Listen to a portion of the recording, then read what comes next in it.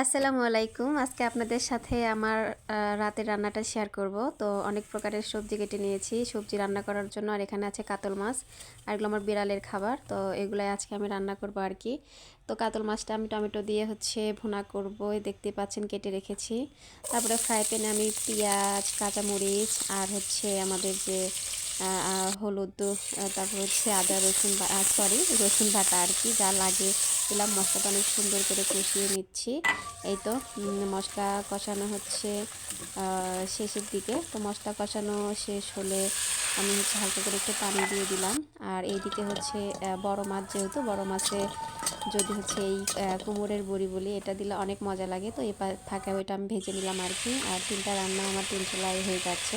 তারপর আমি একে একে মাছগুলো দিয়ে দিলাম এবং সুন্দর করে কষিয়ে নিব। মাছগুলো অনেক সুন্দর লাগছে দেখতে, অনেক বড় বড় পিস। আর এইদিকে সেই ৮-৯ মিশালি সবজিটা রান্না করার জন্য আমি তুলে দিয়েছি। ৫ ফোড়নে রান্না করব, অনেক মজা লাগবে খেতে। আর এই দেখেন, এখানে প্রায় ৯ রকমের সবজি আছে। আর খুব মজার মজার সবজি, শীতের সবজি, শীতকালে তো আমরা সব সবজি পাই আর কি। আর এই যে আমার রান্নাটা অলরেডি হয়ে গেল। আর এদিকে আমার মাছ রান্নাটা হয়ে গেছে। আমি কুমড়োর বড়িটা দিয়ে দিছি। আর দেখেন লাস্ট ফিনিশিং কত সুন্দর লাগতেছে, দেখতে অনেক হেভি লাগতেছে, খেতেও মাশাল্লাহ ভালোই ছিল আর কি। আর আমার এই যে মাছ রান্না, কাতল মাছের কুমড়োর বড়ি দিয়ে ঝোল আর কি। আল্লাহ হাফেজ।